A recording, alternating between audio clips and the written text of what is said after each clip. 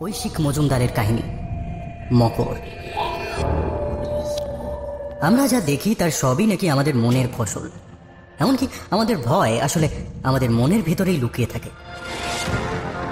কিন্তু অনেক মানুষ একসঙ্গে যা দেখে, একসঙ্গে যে ভয় পায়, তা কি করে মিথ্যে হতে পারে? নাকি সত্যি এই পৃথিবীতে এমন কিছু আছে যা শুধু আমাদের বিভ্রম নয়, সময়ের স্রোতে মাঝে মাঝে জেগে উঠে সে আমাদের জানিয়ে দিয়ে যায় আসলে কিছু কিছু ভয় আমাদের চোখের বাইরে থাকে। আসুন এই রহস্যের সমাধান করা যায়। শুনতে থাকুন ঐশিক মজুমদারের কাহিনী মকর। কি সর্বনাশ! ওরে থাম থাম, ও কাজ করিস না। স্বয়ং মা গঙ্গাকে অপবিত্র করলে ধর্মে সইবে না। নদীর তীরে দাঁড়িয়ে প্রায় হাহাকার করে উঠলেন গ্রামের শিব মন্দিরের বৃদ্ধ পূজারী। যাদের উদ্দেশ্যে বলা তাদের বিশেষ বিচলন দেখা গেল না। অবশ্য তারা কেউ বিচলিত হওয়ার মতো অবস্থায় নেই। প্রায় 2 ঘন্টা সুরা সহযোগে আড্ডার পর সকলেই অল্প বিস্তর বেপথু এবং টলায়মান। এই মুহূর্তে হাতের জোর পরীক্ষার প্রতিযোগিতায় তারা দেশি মদের শূন্য বোতলগুলি ভাগীরথীর বুকে নিক্ষেপ করছে বটে, তবে অধিকাংশই পড়ছে পাড়ের কাছাকাছি। ভেসে থাকছে তাদেরই পরিত্যক্ত শালপাতা আর চাটের উচ্ছিষ্টের সাথে। এই পাপের শোধ মা গঙ্গা নেবেন, তার বাহন মকরকে পাঠাবেন তোদের শেষ করতে। দলের পান্ডা হারু এবার রক্তচক্ষে চেয়ে বলল, ঠাকুর মশাই বাড়ি যান না, সন্ধ্যে তো হয়ে এলো। বৃদ্ধ আর দ্বিরুক্তি না করে মানে মানে বাড়ির পথ ধরলেন। তার অপশ্রিয়মান চেহারার দিকে চোখ রেখে হারু জিজ্ঞেস করল, বুড়োটা মকরের কথা কি বলছিল বলতো? তার সর্বক্ষণের সঙ্গী এবং স্তাবক মদন তরবর করে বলল, গুরু মকর জানো না? সেই মা গঙ্গার বাহন, চেহারাটা হাতির মতো, কুমিরের মতো মুখ। আমিও ছবিতে দেখেছি। আরে কাজটা ভালো হয়নি। অন্যদিন দত্তের মাঠে বসি, আজকেই কেন যে মরতে এখানে এলাম।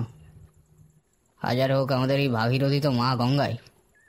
মদের বোতল আর নোংরা ফেলে তাকে অপবিত্র করা, না না না। মদ্যপের প্রবল আফসোসে সে সবেগে মাথা নাড়তে লাগল। মদন থতমত খেয়ে চুপ করে গেল। তাদের অন্য 3 সঙ্গী জিয়াউল, রবি ও তারক এতক্ষণ তাদের কথা শুনছিল। রবি আর জিয়াউল ধর্মভীরু, তাদের মনেও অমঙ্গলের আশঙ্কা ঢুকেছে। জিয়াউল অস্ফুটে বলল, তাই তো, এসব বাবা ঠাকুর দেবতার ব্যাপার। রবি কোনো কথা বলল না। তারকের বেশ নেশা চড়ে গেছে। অতি কষ্টে উঠে দাঁড়িয়ে সে জড়িত স্বরে বলল, রাখ তোদের ঠাকুর দেবতা, এখন ওই নদীতে আমি পা দেবো, তোদের ওই মকরের আমি। একটা অশ্লীল কথা বলে সে স্খলিত পায় ঢালু পার ধরে নামতে লাগলো। গঙ্গার বুকে তখন গোধূলির আবছায়া নেমেছে। জলে নেমে এদিকে তাকিয়ে সে পা দাপালো। সদম্ভে বলল, দেখ তোদের ওই মকর আমার। সে আরেকটা অশ্রাব্য কথা উচ্চারণ করল। তার সঙ্গীরা ভয় মিশ্রিত অস্বস্তিতে তার দিকে তাকিয়েছিল। ঠিক এই সময় তারকের অদূরে জলে একটা আলোড়ন তাদের চোখে পড়ল। হারু বিড়বিড় করে বলল, ওটা আবার কি? তারকেরও ততক্ষণে চোখে পড়েছে। সে সবিস্ময়ে বলল, কত বড় মাছ! একটা খাবলা জাল থাকলে। মাছ নয়, আধো অন্ধকারে হঠাৎ একটা প্রকাণ্ড মাথা ভুস করে ভেসে উঠল। একচোড়া জ্বলন্ত চোখ নিষ্পলক দৃষ্টিতে তার দিকে তাকিয়ে আছে। ও বাবা, জলে কুমির আছে নাকি? কিন্তু ফিরে আসার সুযোগ সে পেল না। একটা অতিকায় অন্ধকার অবয়ব অবিশ্বাস্য ক্ষিপ্রতায় জল থেকে উঠে এসে তার উপর ঝাঁপিয়ে পড়ল। আতঙ্ক বিস্ফারিত দৃষ্টিতে বন্ধুরা দেখল 2 সারি করাল দংশটায় বন্দী হয়ে ছটফট করছে সে। মুহূর্ত মাত্র, তারপরেই তারক এবং তার আক্রমণকারী দুজনেই নদী গর্ভে মিলিয়ে গেল। কিন্তু সেই এক লহমায় 4 বন্ধু জীবটির আকৃতি অস্পষ্টভাবে হলেও দেখতে পেয়েছিল। তাদের গলা থেকে একটা সম্মিলিত আর্তনাদ বেরিয়ে এলো।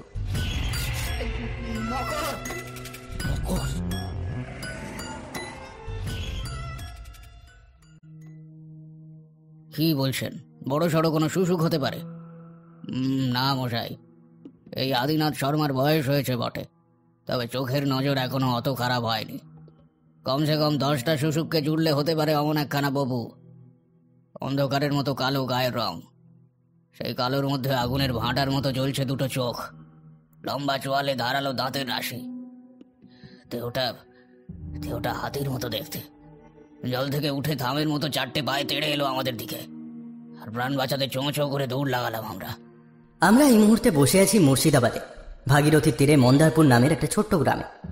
উঠেছি পঞ্চায়েত সদস্য এবং সম্পন্ন গৃহস্থ আদিনাথ শর্মার বাড়িতে। সান্ধ্য ভোজনের জন্য আদিনাথ গিন্নি আমাদের সামনে বড় বড় বাটিতে নারকেল কোড়া দিয়ে মাখা মুড়ি আর তেলে ভাজা রেখে গেছেন। তবে এই রোমহর্ষক বর্ণনার কল্যাণে আপাতত মুড়িভক্ষণ মুলতুবি রয়েছে।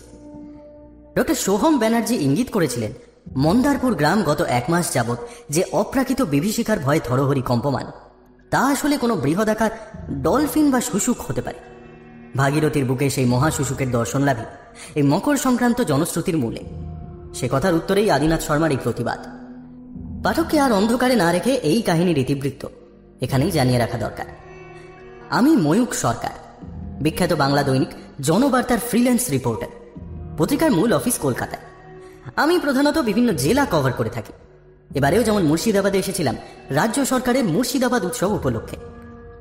মতিঝিল পার্কে উৎসবের মূল অঙ্গনে জনবার্তার টিম হাজির ছিল। আমার দায়িত্ব ছিল জেলার নানান প্রান্তের ছোট ছোট অনুষ্ঠানগুলোতে উপস্থিত থেকে সেই বিবরণ পত্রিকার অফিসে পৌঁছে দেওয়া। কাজকর্ম মিটে গেলে দেখলাম হাতে প্রায় 3-4 দিন সময় আছে। ভাবলাম ভালোই হলো, মুর্শিদাবাদের দর্শনীয় স্থানগুলোতে আমার আগে যাওয়া হয়ে ওঠেনি, এই অবসরে ঘুরে নেওয়া যেতেই পারে। তদনুযায়ী এসে উঠলাম বহরমপুরের এক লজে। ঐতিহাসিক গুরুত্বপূর্ণ স্থান বা স্পটগুলি ছড়িয়ে আছে ভাগীরথীর 2 তীরে। ব্যাটারি চালিত টোটো বা টাঙ্গা ভাড়া করে সেগুলি ঘুরে দেখা যায়। মাঝখানে গাড়ি শুদ্ধ ভাগীরথীতে খেয়া পারাপারের অভিজ্ঞতা উপরি পাওয়া। কিন্তু টোটো ভাড়া নিতে হয় একসাথে সমস্ত দ্রষ্টব্য স্থানের জন্য প্যাকেজ হিসেবে। একা মানুষের পক্ষে সেই ভাড়া একটু গায়ে লেগেছিল।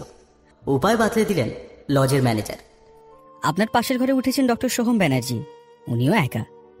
আজকে উনিও বেরোবেন বলছিলেন। একবার কথা বলে নিন না, দুজনে মিলে একটা টোটো ভাড়া করলে খরচ অনেকটাই কম হবে। ডক্টর ব্যানার্জি প্রস্তাবটা লুফে নিলেন। পথে যেতে যেতে তার সাথে শুধু আলাপ নয়, রীতিমতো বন্ধুত্ব হয়ে গেল। অকৃতদা, বয়সে আমার চেয়ে একটু বড়, 40-এর আশেপাশে। পেশায় মনোবিদ, কলকাতার এক বড় মেডিকেল কলেজে অ্যাসিস্ট্যান্ট প্রফেসর পোস্টে আছেন। সদালাপি, কিন্তু গায়ে পড়া ভাবটি নেই। রাস্তায় একটা মিষ্টির দোকানে টোটো থামিয়ে আমাকে মুর্শিদাবাদের বিখ্যাত মিষ্টি ছানা পোড়া খাওয়ালেন। খেয়ায় ভাগীরথী পেরিয়ে খুশবুবাগে গিয়ে আমরা যখন সিরাজের সমাধি দেখছি, তখনই আমার পকেটের মোবাইল ফোনটা বেজে উঠল। তুলে দেখি ফোন করেছেন জনবার্তার চিফ রিপোর্টার মৃগাঙ্কদা। ময়ূক, তুমি কি এখনো মুর্শিদাবাদে আছো? হ্যাঁ দাদা, বহরমপুর। গুড। তুমি এক কাজ করো, এখনই মন্দারপুর চলে যাও। ছোট্ট গ্রাম, ভাগীরথীর তীরেই, বোধহয় হিন্দুই বেশি। বহরমপুর থেকে 15 কিলোমিটার দক্ষিণে। কেন দাদা? ওই গ্রামে নাকি এক অদ্ভুত জলচর প্রাণীর আক্রমণে গত 1 মাসে 3 জন লোক মারা গেছে। গ্রামবাসীর ধারণা প্রাণীটি অলৌকিক বা দৈব শক্তির অধিকারী। আমরা চাই তুমি ওখানে 2 দিন থেকে স্থানীয় লোকের সাথে কথা বলে একটা স্টোরি বানাও। যা শুনবে তাই লিখবে, কোনো বাড়ানো কমানো নয়। পরে আমরা এডিট করে নেবো। ডক্টর ব্যানার্জি জিজ্ঞাসু দৃষ্টিতে চেয়েছিলেন। ফোন রেখে আমি ব্যাপারটা সংক্ষেপে বুঝিয়ে বললাম। শুনেই কিন্তু ভদ্রলোক এক উদ্ভট আবদার করে বসলেন। আপনার আপত্তি না থাকলে আমিও আপনার সঙ্গী হতে পারি, কারণ হাতে কয়েকটা ছুটি আছে আমার। আমাকে ইতস্তত করতে দেখে উনি বুঝিয়ে বললেন, আসলে ওই অলৌকিক প্রাণী কথাটা শুনে একটু আগ্রহ হচ্ছে আর কি। অকাল্ট সায়েন্স নিয়ে একটু চর্চা আছে তো আমার, বিভিন্ন ভৌতিক প্রাণী নিয়েও পড়াশোনা করেছি। অবশ্য আপনার যদি কোনো অসুবিধা না থাকে তাহলেই। ভেবে দেখলাম অসুবিধার কিছুই নেই, বরং একজন সাথী পেলে মন্দ হয় না। তবে জনবার্তা সম্ভবত ওর থাকা খাওয়ার খরচ বহন করবে না। সে কথা ওকে বলতেই উনি জিভ কেটে বললেন, না না, সেটা আমি বুঝে নেব। 15 নয়, মন্দারপুর ঠিক 18 কিলোমিটারের পথ। ইতিহাস পরিক্রমা স্থগিত রেখে মধ্যাহ্ন ভোজনের পরেই আমরা রওনা হয়েছিলাম। বিকেলবেলা এখানে এসে পৌঁছেছি। গ্রামে পা রেখেই কিন্তু অনুভব করতে পারছি পরিবেশে একটা আতঙ্কের চোরা স্রোত। রাস্তাঘাট শুনশান। যে সমস্ত গ্রামবাসী বাইরে থাকতে বাধ্য হয়েছে তারাও ঘুরছে দল বেঁধে। গ্রামের এক প্রান্ত থেকে যে রাস্তা নদীর দিকে চলে গেছে, একটা গাছের গুঁড়ি আড়াআড়িভাবে ফেলে সেই রাস্তা বন্ধ করা আছে। একটা বাঁশের আগায় টিনের সাইনবোর্ড লাগিয়ে সেখানে লেখা, নদীর ধারে যাওয়া নিষেধ, হিংস্র জন্তুর ভয়, মন্দারপুর গ্রাম পঞ্চায়েত। সম্ভবত পুলিশি পরামর্শে এই বিজ্ঞপ্তি, কারণ কাছেই একটা বাড়ির দাওয়ায় বসে স্থানীয় থানার একজন কনস্টেবল সেই পথের দিকে সতর্ক দৃষ্টি রেখেছে। মৃগাঙ্কদা কলকাতায় বসেই তার সোর্সের মাধ্যমে আদিনাথ বাবুর বাড়ির একটা ঘরে আমার থাকার ব্যবস্থা করেছেন। আপাতত ডক্টর ব্যানার্জিও আমার সাথে সেই ঘরেই উঠেছেন। কোনো কারণে তিনি নিজের পরিচয় প্রকাশ করেন। আদিনাথ বাবু একজনের বদলে দুজন খবরের কাগজের লোককে দেখে একটু অবাক হলেও আপত্তি করেন। সন্ধ্যাবেলা তার বৈঠকখানায় বসেই আমরা ওই মকরের ইতিবৃত্ত শুনছিলাম। গ্রামের আরো কয়েকজন গণ্যমান্য লোক সেখানে ছিলেন। নদীর ঠিক ধারে শিব মন্দির ছাড়া অন্য কোনো বাড়িঘর নেই, কিন্তু গ্রামের লোকের সেখানে অহরহ যাতায়াত, চলে খেয়া পারাপার। কোনো হিংস্র জলচর প্রাণীর কথা কারোরই জানা ছিল না। তাই সেই সন্ধ্যায় চার মাতাল যখন আতঙ্কে বিকারগ্রস্ত হয়ে গ্রামে ফিরে এসে মকরের বৃত্তান্ত জানায়, তখন কেউই সেই প্রলাপ বিশ্বাস করেনি। কিন্তু যতই দুশ্চরিত্র হোক, তারও গ্রামের ছেলে, তার খোঁজ করতেই হয়। আলো অন্ধকারের মধ্যে প্রায় 30-40 জনের একটা দল নদীর ধারে গিয়ে পৌঁছায়। তাদের ভেতরে ছিলেন আদিনাথ শর্মা, ছিলেন সেই পুরোহিত রতন ভট্টাচার্য, তারকের বাবা শিবনাথও ছিল।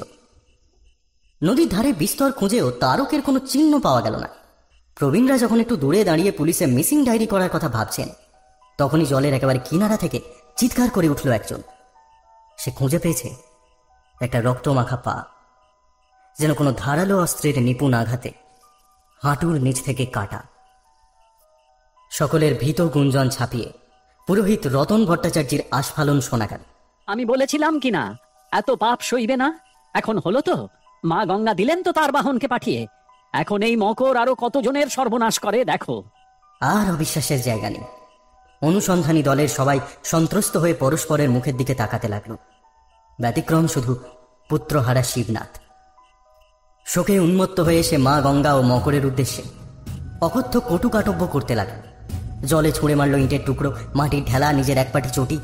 শশব্যস্ত হয়ে সবাই তাকে নিরস্ত করতে যাবে, ঠিক তখনই জল থেকে উঠে তাদের দিকে ধেয়ে এলো সেই বিভীষিকা। একটু আগেই আদিনাথ যার বর্ণনা দিয়েছেন, আসরে উপস্থিত আরেক ভদ্রলোক মাথা নেড়ে এতে সায় দিলেন, বললেন, ভাগ্য ভালো আমি সেই সময় শিবনাথের কাছাকাছি ছিলাম। ওই ভয়ানক জীবকে দেখেই আমি তার হাত ধরে দৌড়ে পালাই। তাই জন্যই শিবনাথ বোধহয় আজকে বেঁচে আছে। একটা সম্ভাবনা অনেকক্ষণ থেকেই আমার মাথায় ঘুরছিল। এবারে প্রশ্নটা না করে পারলাম না। আচ্ছা, ডলফিন না হোক, প্রাণীটা তো কোনো বিরাট আকৃতির কুমিরও হতে পারে। হাজার হোক, আপনারা তো তাকে দেখেছেন সন্ধ্যার অন্ধকারে, তাই না? না, কুমির নয়, কারণ পরের বার আমরা সবাই তাকে প্রকাশ্য দিবালোকে দেখেছি। গম্ভীর গলায় কথাটা এলো দরজার কাছ থেকে। আমরা তাকিয়ে দেখলাম শক্তপোক্ত চেহারার একজন প্রৌঢ় ঘরে ঢুকছেন। উপস্থিত লোকেরা সসম্ভ্রমে তাকে চেয়ার ছেড়ে দিল। আদিনাথ আলাপ করিয়ে দিলেন, ইনি পঞ্চায়েত প্রধান রত্নেশ্বর হাজরা। কলকাতার কাগজের রিপোর্টারের আগমন সংবাদ পেয়ে এসেছেন। বসতে বসতে রত্নেশ্বর কোনো ভূমিকা ছাড়াই এই কাহিনীর পরবর্তী অংশে চলে গেলেন। পুলিশও সবার বয়ান শুনে অতিকায় কোনো কুমিরের কথাই ভেবেছিল। তারকের চার সঙ্গীকে আটক করেও জিজ্ঞাসাবাদের পর ছেড়ে দিয়েছিল তারা। এরপর ঘাটে খেয়া চলাচল বন্ধ করে দেওয়া হয়। জেলার বন্যপ্রাণী দপ্তরে খবর দেওয়া হয়। গ্রামবাসীদের কাছে আসতে না দিয়ে সেখানকার লোকজন পুলিশের সাহায্যে নদীর কিনারা ও জলে চিরুনি তল্লাশি চালায়। কিন্তু সেই কুমির বা তারকের দেহের অবশিষ্টাংশের কোনো সন্ধান মেলেনি। আচ্ছা, তাহলে আপনারা ওকে দিনের আলোয় দেখলেন কবে? এর দিন 7 পরে, যেদিন পুরুত মশাই জেদ করে গঙ্গা পুজোয় বসলেন। রতন ভট্টাচার্য বিধান দেন, মকরকে ফেরাবার উপায় একটাই, কুপিতা মা গঙ্গাকে পূজার চনায় সন্তুষ্ট করা। তিনি নিজে নদীর তীরে বসে করবেন সেই পূজা। গ্রামবাসীর একাংশের চাপে অনিচ্ছা সত্ত্বেও এতে সম্মতি দেন রত্নেশ্বর। তার আশঙ্কা ছিল ওই ভয়ঙ্কর জীব খোদ পুরুত মশাইকেই আক্রমণ করতে পারে। তিনি সে কথা বলায় রতন ভট্টাচার্য সদর্পে বলেন, আমি শুদ্ধাচারী ব্রাহ্মণ, আমি তো এই 7 দিন একাই নদীর ধারে মন্দিরে যাচ্ছি পুজো দিতে। কই, সে তো আমায় কিছু বলেনি। আমি নদীর ধারেই পুজোয় বসবো। তোমরা ভয় পেলে দূরে দাঁড়িয়ে থেকো বাপু। তাই হলো। নদীর পাড়ে সকালবেলায় পূজায় বসলেন রতন। গ্রামবাসীরা দুরু পক্ষে দাঁড়িয়ে রইল অনেকটা দূরে। সকলের মনেই আশঙ্কা, এই বুঝি দেখা দেয় সেই মকর। আশঙ্কা সত্যি হতে দেরি হলো না। সকলের আতঙ্ক বিস্ফারিত দৃষ্টির সামনে জলে প্রবল আলোড়ন তুলে আবির্ভূত হলো একটা কালো রঙের হাতির মতো অবয়ব। শুঁড়ের বদলে তার লম্বা চোয়াল, তাতে ধারালো দাঁতের রাশি, দেহের পিছনে অতিকায় মাছের মতো লেজ। মন্থর পদে জল থেকে উঠে এসে পুরোহিতের সামনে দাঁড়ালো সে। ভট্টাচার্য মশাই কিন্তু ভয় পাননি। উনি হাত তুলে মকরকে থামতে বললেন। একবার থমকালো সে, কিন্তু তারপরই সমবেত গেল গেল রবের মধ্যে রতনকে মুখে তুলে নিয়ে মকর ফিরল নদীর দিকে। পরে বয়োজ্যেষ্ঠরা অনুমান করেছেন হয়তো পূজার অব্যাহিত আগে বাবার প্রসাদ সেবনের ফলেই পুরোহিত ছিলেন অকুতভয়। সেই অসম সাহসিকতার মূল্য তিনি দিলেন নিজের জীবন দিয়ে। কিন্তু এবারে ঘটল এক অদ্ভুত ঘটনা। গ্রামবাসীরা এবার লাঠি, দা, কাটারি প্রভৃতি অস্ত্র নিয়ে প্রস্তুত হয়েই এসেছিল। তারা সেই সব অস্ত্র নিক্ষেপ করল অপসৃয়মান মকরের দিকে। কিন্তু সেই বিপুল বপু ভেদ করে চলে গেল সেগুলো। অক্ষত দেহে শিকারকে নিয়ে নদী গর্ভে মিলিয়ে গেল করাল মকর। তার দৈব ক্ষমতা অকাট্য প্রমাণ পাওয়া গেল এবার। খবর পেয়ে পুলিশ এসে সবাইকে ভৎসনা করে। পঞ্চায়েত সমিতির কাণ্ডজ্ঞান নিয়েও প্রশ্ন তোলে তারা। তাদের নির্দেশে বন্ধ হয় নদীতে যাওয়ার পথ। হাফিজুল আর নিবারণ নামে 2 সিভিক ভলেন্টিয়ারের উপর দায়িত্ব পড়ে পালা করে পাহারা দেওয়ার, যাতে ওদিকে কেউ না যায়। এই ব্যবস্থায় দিন 15 সব ঠিকঠাক চলেছিল। মকরের পরবর্তী শিকার হলো হাফিজুল। কি করে? দুজনেই ভিন গায়ের ছেলে। নিবারণ ভিতর ডিম হলেও হাফিজুল ছিল বেপরোয়া। সে মকরে বিশ্বাস করতো না, মাঝে মধ্যেই চলে যেত নদীর ধারে। প্রথমে মকর তাকে কিছু বলেনি, কিন্তু বেশি বারবারটাই করতে গিয়েই তার কাল হলো। দিন 5 আগে গ্রামের কিছু ছেলে ছোকরার সাথে বোকার মতো বাজি ধরে হাফিজুল। সে 1/2 ঘন্টা ধরে নদীর তীরে হেঁটে বেড়াবে, মকর তার কিছুই করতে পারবে না। রবীন্দ্রের অজ্ঞাতে সেই ছেলেদের নিয়ে সে যায় নদীর ধারে। পরে ভয়ে আধমরা সেই দর্শকরাই গ্রামে এসে জানায় তারা দূরে দাঁড়িয়েছিল, আর তাদের চোখের সামনেই হাফিজুলকে নিয়ে যায় মকর। হাফিজুল নিরুদ্দেশ হওয়ার পরই নড়ে চড়ে বসেছে পুলিশ। পাহারা আরও করা হয়েছে, ওপর মহলে বার্তা গেছে, আর তখনই সম্ভবত খবর পৌঁছেছে কলকাতাতেও। আচ্ছা, আমার 2টো প্রশ্ন আছে। ডক্টর সোহম ব্যানার্জি এতক্ষণ এতটাই নিশ্চুপ ছিলেন যে আমরা তার অস্তিত্বের কথা ভুলেই গিয়েছিলাম। হঠাৎ তার গলা শুনে সবাই সচকিত হয়ে তাকালাম। প্রথম প্রশ্ন, এই 20-25 দিনে ওই মকর কি মানুষ ছাড়া অন্য কোনো জীবজন্তুকে আক্রমণ করেছে? মানে গরু, ছাগল, কুকুর ইত্যাদি প্রাণী নদীর ধারে নিশ্চয়ই যায়, অবভিয়াসলি।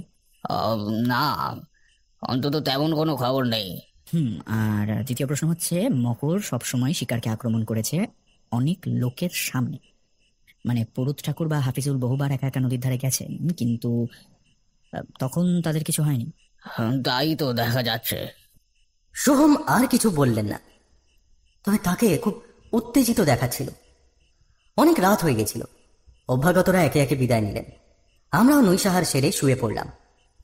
ঘুমোবার আগে সোহম আমাকে বললেন, কালকে দুজনে একবার ওই নদীর ধারটা দেখে আসবো, খবরদার কাউকে বলবে না, বলে কিন্তু যেতে দেবো না। আমি অবাক হয়ে তাকিয়ে রইলাম। কে রিপোর্টার বোঝা কঠিন।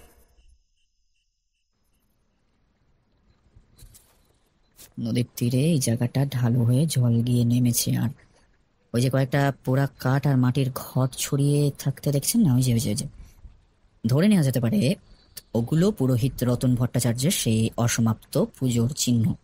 সুতরাং এই ঢালু জায়গাটা হলো মকরের আগমনের সম্ভাব্য পথ। প্রায় 10 মিনিট আগে এই ছিল আমার উদ্দেশ্যে ডক্টর সোহম ব্যানার্জির শেষ কথা। তারপর থেকেই ভদ্রলোক নিশ্চুপ।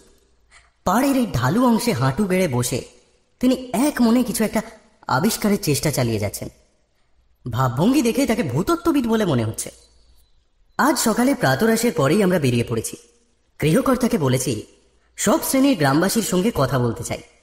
তিনি আমাদের বারবার সতর্ক করে দিয়েছেন আমরা যেন নদীর ধারে না যাই।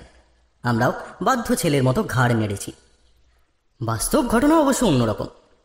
নদীর রাস্তা যেখানে শুরু, সেখান থেকে বেশ কিছুটা দূরে দাঁড়িয়ে আমরা নিরীহ মুখ করে গল্প করতে থাকি। আসল উদ্দেশ্য ছিল পাহারাদারের ওপরেই নজর রাখা। সেই কিছুক্ষণ পর দোকানে টিফিন করতে যেতেই আমরা বাধা পেরিয়ে নিষিদ্ধ রাস্তায় পা দিই। 5 মিনিটেই নদীর ধারে। প্রথম আমার মতো শহুরে মানুষেরও যথেষ্ট ভয় করছিল, যদি নদী থেকে উঠে এসে ওই অপজীব আমাদের ওপরেই চড়াও হয়। কিন্তু ডক্টর ব্যানার্জিকে সে কথা বলতে তিনি ভারী অবাক হয়ে বললেন, মকর অ্যাটাক করবে? আপনিও কি ওই গাল গল্পে বিশ্বাস করছেন নাকি মশাই? হ্যাঁ, না মানে এত লোক দেখেছে। তারা দেখতে চেয়েছে তাই দেখেছে, আপনি দেখতে না চাইলেই হলো। এই হেয়ালি শুনে আমি চুপ করে গেলেও মোটেই আশ্বস্ত হইনি। মাঝে মাঝে উৎকণ্ঠিত দৃষ্টিতে জলের দিকে তাকাচ্ছে। ওর অবশ্য ভ্রুক্ষেপ নেই। উঠে দাঁড়িয়ে প্যান্টের ধুলো ঝাড়তে ঝাড়তে উনি বললেন, না, পেলাম না। মুখে কিন্তু না পাওয়ার দরুন কোনো অতৃপ্তি বা আফসোস দেখা গেল না। আমাকে অবাক হতে দেখে উনি বুঝিয়ে বললেন, আসলে অত বড় প্রাণী যখন কাদামাটির উপরে তো পায়ের ছাপ থাকাই উচিত। এই হাতির পায়ের মতো, কিন্তু সেটা তো নেই। গ্রামবাসীর পায়ের ছাপ, পুলিশের বুটের ছাপ বিস্তর, বাট নো মকর ফুটপ্রিন্ট। তার মানে আপনি বলতে চান? মকর বলে কিছু নেই। আসল ব্যাপার হলো, একটা সমবেত চিৎকারে আমাদের কথায় বাধা পড়ল। পেছন ফিরে দেখি আদিনাথ শর্মা এবং রত্নেশ্বর হাজরা জনাকুড়ি লোক নিয়ে আমাদের সন্ধানে উপস্থিত। তারা দাঁড়িয়ে আছেন প্রায় 50 মিটার দূরে পাহাড়ের উঁচু অংশে। আমাদের দেখতে পেয়ে সবাই মিলে চেঁচামেচি জুড়েছেন। ওই তো, ও মশাই, শিগগির পালিয়ে আসুন দুজনেই। মকরের পেটে যাওয়ার শখ হয়েছে নাকি আপনাদের? বোঝা গেল আমাদের নিষিদ্ধ অঞ্চলে অভিযানের সম্ভবত কোনো প্রত্যক্ষদর্শী ছিল। সেই সুখবরটি ওদের কানে পৌঁছে দিয়েছে। ওদের দিকে একবার মাত্র তাকিয়েই কিন্তু সোহম ব্যানার্জির মুখের ভাব পাল্টে গেল। ত্রস্ত কণ্ঠে তিনি আমাকে বললেন, ময়ূকবাবু দৌড় লাগান, ওদিকে ওদিকে ওদিকে এক্ষুনি। কেন? পরে বলছি, বাঁচতে চাইলে পালান। বলেই তিনি ছুট লাগালেন ওপরের দিকে। বাধ্য হয়ে পিছু নিলাম আমিও। আমরা যখন প্রায় মাঝপথে, তখন একসাথে দুটো শব্দ শুনতে পেলাম। পেছনের জলে একটা প্রবল আলোড়নের শব্দ, আর সামনের জনতার আতঙ্কের আর্তনাদ। ঘাড় ঘুরিয়ে যে দৃশ্য দেখলাম, তাতে আমার রক্ত হিম হয়ে গেল। আমাদের আন্দাজ 30 মিটার পেছনে নদীর অগভীর অংশে মাথা তুলে দাঁড়িয়েছে হাতির মতোই অতিকায় এক জীব। তবে হাতির থেকে তার কিছু তফাৎ আছে। ঘোর কৃষ্ণবর্ণ, শুঁড়ের জায়গায় কুমির সদৃশ্য লম্বা চোয়াল। জন্তুটি মুখবেদন করতেই সেই চোয়ালে তীক্ষ্ণ দাঁতের শাড়ি চোখে পড়ল। বৃহৎ বপুর পশ্চাৎভাগে রয়েছে অতিকায় মৎস্যপুচ্ছ। রক্তাভ দুই চোখে একবার আমাদের দিকে তাকিয়ে আবার নদীর গভীরে ডুব দিল সেই ভয়ঙ্কর। ডক্টর ব্যানার্জিও দেখেছেন। প্রবল আতঙ্কের ভেতরেও সবিস্ময়ে লক্ষ্য করলাম তার তেমন কোনো মানসিক বৈকল্য নেই। তিনি যেন কিছুটা তারিফের সুরেই বললেন, যা ভেবেছিলাম তাই, একেবারে পাঁজির বইয়ের আঁকা ছবির মতো মকর। সে কি মশাই, একটু আগেই যে বললেন মকর বলে কিছু হয় না? হয় না তো, ওটা আসলে আচ্ছা থাক, পরে হবে। আপাতত এদের কাছে আমি যা যা বলবো চুপচাপ শুনে যাবেন, কোনো রকম প্রতিবাদ করবেন না, ঠিক আছে? কিছু না বুঝেই আমি মাথা নাড়লাম। আমরা গ্রামবাসীদের কাছে পৌঁছতেই আদিনাথ ও রত্নেশ্বর ক্রুদ্ধ স্বরে আমাদের কিছু বলতে যাচ্ছিলেন। সোহম হাত তুলে তাদের থামালেন। তারপর নাটকীয় ভঙ্গিতে এক অদ্ভুত বক্তৃতা শুরু করলেন। এখন আপনাদের কাছে সত্যি কথা বলার সময় এসেছে। ময়ূকবাবু কাগজের রিপোর্টার হলেও আমি তা নই। আমি ওর বন্ধু, ওর সঙ্গেই এসেছি। আমি আসলে একজন তান্ত্রিক। কামাখ্যায় রীতিমতো গুরুর কাছে দীক্ষা নিয়ে তন্ত্র চর্চা করেছি। আর আমার বেশবাস দেখে বিভ্রান্ত হবেন না। আমার শ্রদ্ধেয় গুরুদেবের নির্দেশে আমি সাধারণ গৃহে জীবনযাপন করি। ওই মকরকে সংহারের উদ্দেশ্যেই ময়ূকবাবু আমাকে নিয়ে এসেছেন। এ কথা শুনে সবাই হতবাক। রত্নেশ্বর ও আদিনাথ আমার দিকে তাকালেন। আমার পিলে চমকে গেলেও আমি সম্মতিসূচক মাথা নাড়লাম। রত্নেশ্বরী সবার আগে সামলে নিলেন। জড়িত স্বরে বললেন, তা আপনি একে সংহার করবেন কি উপায়? স্থির দৃষ্টিতে তার মুখের দিকে চেয়ে সোহম ব্যানার্জি বললেন, মহামারণ যজ্ঞ। সবাই চুপ। উনি ব্যাখ্যা করে বললেন, আজ এই মকরকে চাক্ষুষ দেখার জন্যেই আমি এখানে এসেছিলাম। দেখে একটা বিষয় নিঃসন্দেহ হয়েছি, আপনাদের পুরোহিত রতন ভট্টাচার্য মশাই একটা ভুল করে ফেলেছেন। এই প্রাণী ভৌতিক ক্ষমতা সম্পন্ন, তাই পুজো আর্চা নয়, একমাত্র তান্ত্রিক ক্রিয়াতেই এর বিনাশ হবে। গুরুর কৃপায় সেই ক্রিয়ার পারদর্শিতা আমার আছে। কাল সকালে আমি মকর সংহারের জন্য হোম যজ্ঞ করব। তার এই কথায় গ্রামবাসীদের মধ্যে একটা গুঞ্জন শুরু হলো। কিছুক্ষণ তাদের সাথে কথাবার্তার পর রত্নেশ্বর তাদের হয়ে বললেন, কিন্তু আপনি যে সফল হবেন তার নিশ্চয়তা কোথায়? যদি আবার কোনো বিপদ ঘটে? হাত তুলে তাকে আশ্বস্ত করে সোহম ব্যানার্জি বললেন, কোনো চিন্তা নেই, যজ্ঞ এখানে নয়, হবে আপনার বাড়ির উঠানে। তারপর সবাইকে এখানে একবার আসতে হবে বটে, কিন্তু এই উঁচু জায়গা যেখানে আমরা দাঁড়িয়ে আছি, এইখানে দাঁড়ালেই চলবে। এতে কাজ হলো। সেখানেই সঙ্গীদের সাথে আরো কিছুটা সলা পরামর্শের পর দুই প্রবীণ জানালেন তারা রাজি। বুঝতে পারলাম ওদের অবস্থা মজ্জমান মানুষের কুটো আঁকড়ে ধরার মতো। কিন্তু আপনি যে যজ্ঞ করবেন তার জন্য জিনিসপত্র কিছু লাগবে না? সোহম এর উত্তরে কি বললেন তা দেখার জন্য আমি তার মুখের দিকে তাকালাম। তিনি কিন্তু অম্লান বদনে জানালেন, এমন কিছু নয়, একটা বড় পিতলের জ্বালায় গঙ্গা জল জোগাড় করে রাখবেন, আর আমার সাথে একজন লোক দেবেন। আমি আজকেই বহরমপুর গিয়ে অন্যান্য উপাচার সংগ্রহ করে আনছি। যজ্ঞে ও পরবর্তী ক্রিয়ায় কিন্তু অন্তত 50 জন মানুষ থাকতে হবে, তার মধ্যে জনাকড়ি সাহসী অল্প বয়স্ক ছেলে। আর হ্যাঁ, আরেকটা কথা, সকলে জিজ্ঞাসু দৃষ্টিতে তার দিকে তাকাতে তিনি প্রায় ষড়যন্ত্রের সুরে বললেন, পুলিশকে এখন কিছু না জানালেই ভালো, তারা হয়তো কিছু না বুঝেই যজ্ঞে বাধা দিতে পারে। আমি হাঁ করে তাকিয়ে রইলাম, কিন্তু সোহম আমার কাছে কিছুই খোলসা না করে একজন সঙ্গী নিয়ে বহরমপুরের দিকে রওনা দিলেন। পরের দিন সাত সকালেই আদিনাথ আমাকে ঘুম থেকে ডেকে তুললেন। আগের দিন অনেক রাতে ফিরে ডক্টর ব্যানার্জি সরাসরি প্রধানের বাড়িতে গিয়ে উঠেছেন, তাতে নাকি তার যজ্ঞের আয়োজনের সুবিধা হবে। আজ ভোরে তিনি খবর পাঠিয়েছেন সকাল সকাল ক্রিয়াকর্ম শুরু করে দেওয়াই শ্রেয়। তাড়াতাড়ি হাত মুখ ধুয়ে নামমাত্র প্রাতরাশ করে রত্নেশ্বর হাজরার বাড়ি দৌড়ালাম, কিন্তু সেখানে পৌঁছে আমার চক্ষু স্থির। এই সাত সকালেই হাজরা মশাইয়ের উঠোনে প্রচুর লোকের ভিড়। তাদের মধ্যে ডক্টর ব্যানার্জির ফরমাইশ অনুযায়ী জনাকুড়ি জোয়ান ছেলেও রয়েছে। উঠোনের মাঝখানে যজ্ঞের কুণ্ডে আগুন জ্বলছে, পাশেই বিরাট এক পিতলের জ্বালায় গঙ্গা জল রাখা। ঘুরে ঘুরে সমস্ত আয়োজন তদারক করছেন সোহম ব্যানার্জি, কিন্তু তার একই সাজসজ্জা।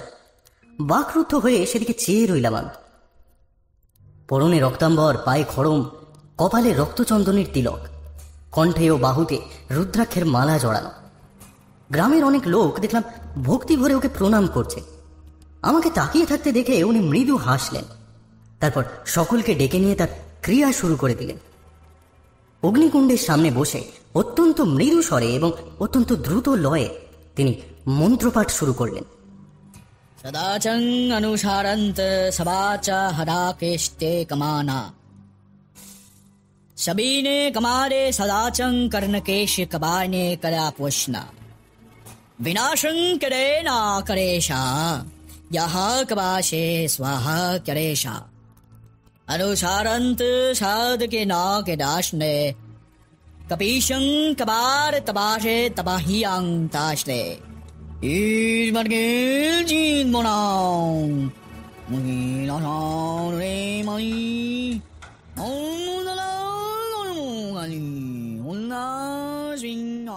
সম্ভবত কোনো সংস্কৃত মন্ত্র, কারণ অনুসারান্ত শব্দ ঘুরে ফিরে আসছিল বারবার। কেন জানি না, প্রথম থেকেই মন্ত্রটা আমার খুব পরিচিত মনে হচ্ছিল, যেন অনেকবারই শোনা। কিন্তু ওই দুর্বোধ্য উচ্চারণের ফলে কিছুতেই ঠিকঠাক চিনে উঠতে পারছিলাম না। মন্ত্রোচ্চারণের সাথে সাথে সামনে রাখা তামার পাত্র থেকে কোনো পদার্থ তুলে নিয়ে অগ্নিকুণ্ডে নিক্ষেপ করছিলেন তিনি। ঘর ভরে যাচ্ছিল গুগ্গুলের মতো মিষ্টি গন্ধে। সমীহ সহকারে এই ক্রিয়াকর্ম দেখছিল দর্শকেরা। অবশেষে প্রায় 1 ঘন্টা পরে স্তোত্রপাঠ শেষ হলো। সোহমের নির্দেশে যজ্ঞের আগুন নিভিয়ে ফেলা হলো। অগ্নিকুণ্ড থেকে এক মুঠো ছাই তুলে নিয়ে তিনি জ্বালার গঙ্গা জলে ভালোভাবে মেশালেন। তারপর জ্বালার গায়ে একবার ভক্তি ভরে মাথা ঠেকালেন। সমবেত জনতা রুদ্ধশ্বাসে অপেক্ষা করতে লাগলো। বিস্ময়ের আরো বাকি ছিল। বাড়ির ভেতর থেকে এবার তার সহকারীরা নিয়ে এলো বেশ কিছু বড় বড় পিতলের পিচকারি, হোলির সময় যেমন দেখা যায়। বুঝলাম এগুলোই গতকাল বহরমপুর থেকে আনা হয়েছে। জ্বালার জল থেকে এক একটা করে 20টা পিচকারি ভরে সোহম ছেলেদের হাতে সেই পিচকারি তুলে দিলেন। মন্দ্র স্বরে তিনি বললেন, এই গঙ্গা জল এখন মন্ত্রপুত, মকর কিছুতেই এই জলের ছোঁয়া সহ্য করতে পারবে না। জমায়েতের মধ্যে একটা হর্ষধ্বনি উঠল। তার এই ক্রিয়াকলাপে যে গ্রামবাসীরা কিছুটা হলেও ভরসা পেয়েছে তা তাদের শরীরী ভাষা থেকেই স্পষ্ট। এতক্ষণে তার পরিকল্পনাও কিছুটা আন্দাজ করা যাচ্ছিল। সম্ভবত পিচকারির সাহায্যে ওই মন্ত্রপুত জল মকরের দিকে নিক্ষেপ করা হবে। অস্ত্রসজ্জার পর সোহমের নির্দেশে বাহিনী রওনা দিল নদীর উদ্দেশ্যে। আমি একটা ছোট নোটপ্যাডে সংক্ষিপ্ত বিবরণ টুকে রাখছিলাম, ফলে আমি পৌঁছালাম সবার শেষে। সোহম ততক্ষণে ব্যূহ রচনা করে ফেলেছেন নদীর পাড় থেকে 50 মিটার দূরের ওই উঁচু ডাঙায়। পিচকারিধারী সেই 20 জন তরুণকে তিনি রেখেছেন সবার সামনে। অর্ধচন্দ্রাকারে দাঁড়িয়ে আছে তারা। সোহম তাদের জনে জনে বলছেন, কোনো ভয় নেই, যখন আমি বলবো শটান দাঁড়িয়ে জল ছুড়বে ওই মকরের ওপর, পেছবে না কোনো মতে। অপেক্ষাকৃত প্রবীণরা রয়েছেন এই সারির একটু পেছনে। তাদের সামনে এবার দাঁড়ালেন সোহম স্বয়ং। আমার মনে একটা সংশয় ছিল, তারই প্রতিধ্বনি এবার শুনলাম রত্নেশ্বরের গলায়। কিন্তু মকর যদি না আসে? আসবে, সকলে একসাথে ডাকলে অবশ্যই আসবে। ভরাট গলায় তিনি উচ্চারণ করতে থাকলেন, মকর, মকর, মকর, মকর। আশ্চর্য হয়ে দেখছিলাম ভদ্রলোকের অদ্ভুত সম্মোহনী ক্ষমতা। সমবেত জনতা একযোগে মন্ত্রোচ্চারণের মতো বলতে লাগলো,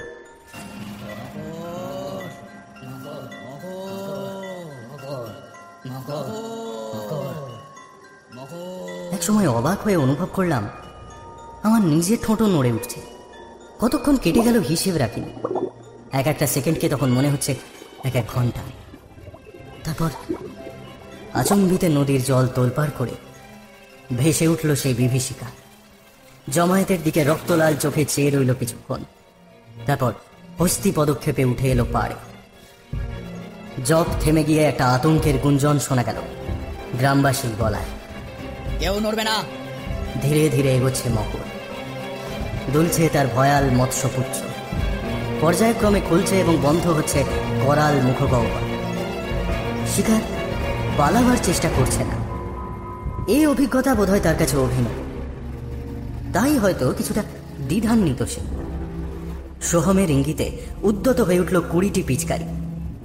এখন নয়, আরো কাছে আসতে দাও, এখন নয়। আসছে মকর, আরেকটু আরেকটু কাছে। এবার 20টি পিচকারির 20টি ধারা একযোগে শূন্যে উঠল, গিয়ে পড়ল ওই অপজীবের দেহে। ফল যা হলো তার জন্য প্রস্তুত ছিলাম না আমরা কেউ। সুতীব্র এক যন্ত্রণার চিৎকারে কেঁপে উঠল চরাচর। 10টি হাতির বৃহনের সমষ্টি সেই আর্তনাদ। আমি কানে হাত চাপা দিলাম। মকরের শরীরের যেসব জায়গায় লেগেছে ওই জলের ছোঁয়া, সেসব জায়গা পুড়ে গিয়ে উঠছে কালো ধোঁয়ার কুণ্ডলী। বাতাসে ভাসছে মাংস পোড়ার উগ্র দুর্গন্ধ। আর্তনাদ করতে করতেই সে ঝটিতি ফিরল নদীর দিকে। পালাচ্ছে পালাচ্ছে মকর। তুঙ্গে উঠল গ্রামবাসীর উৎসাহ। পিচকারি উঁচিয়ে তার দিকে ধেয়ে গেল যুবকরা। উপর্যুপরি আক্রমণে স্লথ হয়ে এলো তার গতি। আরো কিছু দূর গিয়ে হাঁটু মুড়ে বসে পড়ল সেই অতিকায় অবয়ব। উত্তেজিত জনতা তখন তাকে ঘিরে ধরেছে। বৃষ্টির মতো অবিশ্রান্ত ধারায় তার উপর ঝরে পড়ছে সেই পুতো সলিল। দেহ থেকে মাটিতে খসে পড়ছে বড় বড় জ্বলন্ত মাংসপিণ্ড। অসহ্য হয়ে উঠেছে দহনের কটু গন্ধ। তখন কর্ণবিদারী চিৎকার করে চলেছে মকর। তীব্র যন্ত্রণার আক্ষেপের মধ্যেই ক্রমশ হ্রাস পাচ্ছে তার দেহের আয়তন। তারপর ধীরে ধীরে ক্ষীণ হয়ে এলো মরণ আর্তনাদ। একসময় সম্পূর্ণ অন্তর্হিত হলো সেই ভয়ানক অবয়ব। হর্ষধ্বনি ও আলিঙ্গনে মেতে উঠল সমবেত মানুষ। রত্নেশ্বর ও আদিনাথের মতো স্থিতধী প্রৌঢ় তখন উল্লাসে লম্ফমান। মোবাইল বাগিয়ে ধরে ছবি তোলার উদ্দেশ্যে গুটি গুটি পায় মকরের নিধনস্থলের দিকে এগোলাম আমি। কিন্তু কি আশ্চর্য, কোথাও পড়ে নেই সেই সুবিশাল শরীরের কোনো চিহ্ন। হতভম্ব হয়ে আমি দেহাবশেষের খোঁজ করতে লাগলাম আতিপাতি। কে খুঁজছেন ময়ূকবাবু? ডক্টর সোহম ব্যানার্জি কোন ফাঁকে আমার পাশে এসে দাঁড়িয়েছেন। তার মুখে কৌতুক। মকরের শরীরের কিছু অংশ, মানে অন্তত দাঁত, নখ, হাড়, কিন্তু কিছুই তো নেই। কি করে থাকবে? মকর বলেই তো কিছু নেই। তাহলে তাহলে কি ছিল ওটা? কল্পনা। কুসংস্কার আচ্ছন্ন গ্রামের মানুষের কল্পনা। অনেক মানুষের সম্মিলিত কল্পনা যে বাস্তব হয়ে উঠতে পারে, ইতিহাসের পাতায় তার অনেক উদাহরণ আছে। তেমনই একটা কাহিনী আগে আপনাকে বলি, ব্যাপারটা তাহলে আপনার বুঝতে সুবিধা হবে। সিগারেটের ধোঁয়ায় একটা নিখুঁত রিং তৈরি করে বললেন সোহম ব্যানার্জি। ভদ্রলোক বিনয়ের অবতার। সকালে মকর সংহারের পর মন্দারপুরের মানুষ তাকে বিজয়ী বীরের সম্বর্ধনা দিতে চেয়েছিল, অতিথি করে রাখতে চেয়েছিল কয়েকটা দিন। উনি সবিনয় সেসব প্রত্যাখ্যান করেছেন। ফলে সন্ধ্যার সময় আমরা বহরমপুরে এসে পৌঁছেছি। জনবার্তাকে অনেকটা রেখে ঢেকে রিপোর্ট পাঠিয়ে দিয়েছি। নৈশাহারের পর ডক্টর ব্যানার্জিকেও আমরা ঘরে এনে রেখেছি। যদিও উনি হাক্লান্ত, তবুও এই মকর রহস্যের মীমাংসা না হওয়া অবধি আমার শান্তি নেই। সোফায় বসে উনি একটি সিগারেট ধরিয়েছেন। অবশ্য তার আগে 3 বার আমার অনুমতি নিয়েছেন। সেই সিগারেটে আরেকবার টান দিয়ে উনি বলে চললেন, আমেরিকার উইসকনসিন প্রদেশ, সময়টা 19 শতাব্দীর শেষ দশক। রাইনল্যান্ডার শহরে ছড়িয়ে পড়ে হঠাৎ এক অদ্ভুত গুজব। ছোট্ট ওই শহরে আশেপাশের জঙ্গলে কাঠুরেরা নাকি শিকার হচ্ছে এক ভয়ঙ্কর প্রাণীর। তার নাম হোডাগ। এই হোডাগের মাথা ষাঁড়ের মতো, দেহ হাতির মতো, বুদ্ধি মানুষের মতো, একমাত্র লক্ষ্য মানব মৃগয়া। গুজবের আগুনে ঘি ঢাললেন ইউজিন শেপার্ড নামের এক ব্যবসায়ী।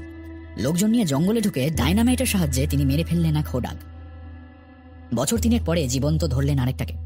মেলায় তাকে দেখিয়ে 2 পয়সা কামিয়েও নিলেন। পরে অবশ্য তার এই জারিজুরি ধরা পড়ে গেল। আসলে ওই একটা কাঠের ফ্রেমের মধ্যে ষাঁড়ের চামড়া জড়িয়ে তার ভেতরে ঢুকে নৃত্য করতো তারই লোকজন। কিন্তু ইউজিন শেফার্ডের জালিয়াতি ফাঁস হয়ে গেলেও তার দৌলতে এই হোডাগের প্রতি দৃঢ় বিশ্বাস জন্মে গেছে স্থানীয় লোকের। তাই এরপর সত্যি সত্যি হোডাগের আক্রমে মারা যেতে লাগলো মানুষজন। তার উপস্থিতির অকাট্য প্রমাণ পেলেন স্থানীয় শেরিফ। হোডাগের ছবিও তোলা সম্ভব হয়েছিল। এই উপদ্রব চলেছিল বেশ কয়েক দশক ধরে, যতদিন না বিশ্বাস ধীরে ধীরে ধীরে ধীরে ফিকে হয়ে আসে। উইসকনসিনের সেই হোডাগের মতো মন্দারপুরে এই মকরের উৎপত্তিও মানুষের কল্পনা থেকেই। এক গ্রাম্য পুরোহিতের উদ্ভট এক অভিশাপের জন্য কুসংস্কারাচ্ছন্ন মানুষের মনে গভীর প্রভাব বিস্তার করেছিল। তার উপরে তারা ছিল নেশাগ্রস্ত। উত্তেজক পদার্থের প্রভাবে মানুষের মস্তিষ্কের কল্পনা শক্তি প্রখর হয়ে ওঠে, আর এটা প্রমাণিত বৈজ্ঞানিক সত্য। ওই 4 মাতালের সেই উদগ্র কল্পনা শেষমেশ সাকার হয়ে ওঠে।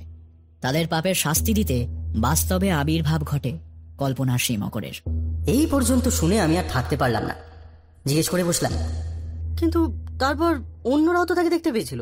হ্যাঁ, কিন্তু যতক্ষণ বিশ্বাস করেনি ততক্ষণ দেখতে পায়নি।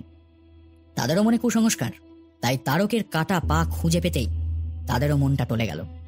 তারাও মকরের অস্তিত্বে দৃঢ়ভাবে বিশ্বাস করতে শুরু করলো, আর তাদের সেই সম্মিলিত বিশ্বাসের জোরেই আরো প্রকটভাবে বাস্তব হয়ে উঠল সেই অপচ্ছায়া, যাকে বলে বিশ্বাসে মিলায় বস্তু।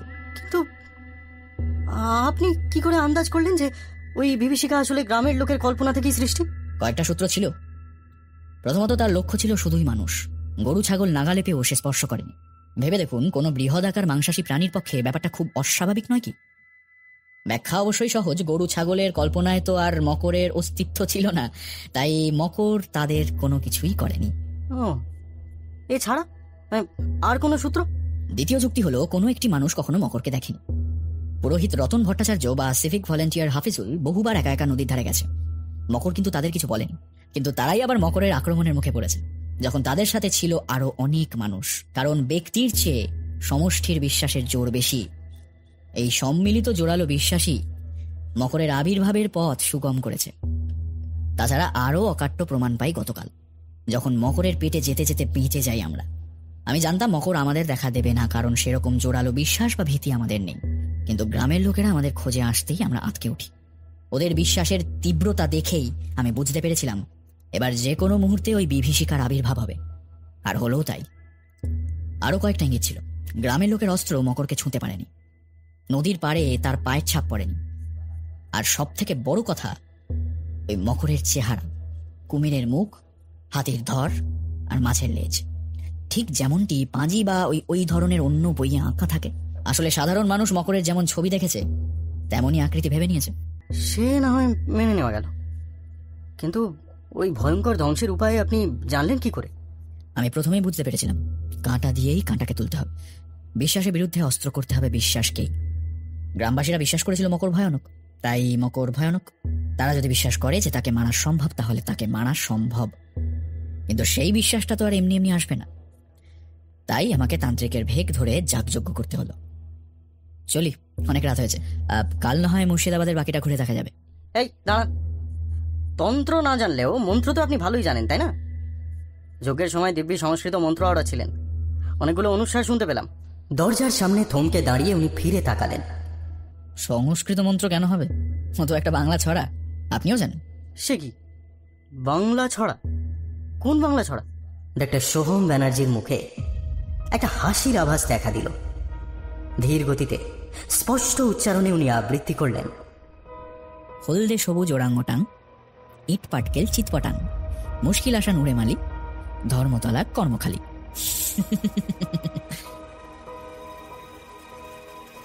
হিংসা এবং গুজবের মতো ভয়ও ভীষণ ছোঁয়াচে, এবং এই পৃথিবীর সমস্ত অন্ধকারের মতো সেও মাঝে মধ্যে আমাদের সবার চোখে কালো পর্দা নামিয়ে দেয়।